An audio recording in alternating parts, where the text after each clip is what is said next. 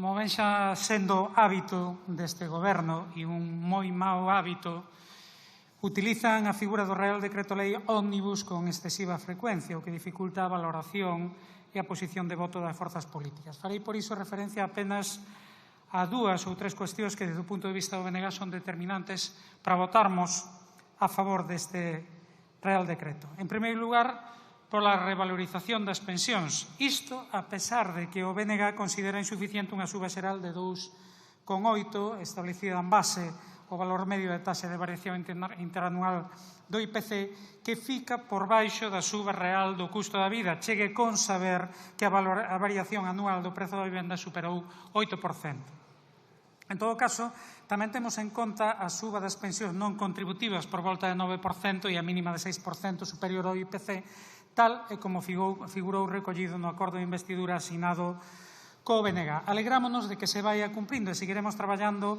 para que a mínima acabe situándose xunto co salario mínimo interprofesional e 60% do salario medio. En segundo lugar, por a prórroga xeral de abono no transporte público que nos parece necesaria neste contexto e que, ademais, permitirá máis marxe para establecer de forma negociada criterios definitivos que manteñan amplos incentivos ao uso do transporte público con parámetros sociais, como defende o BNG, como fixemos xa chegar ao Ministerio.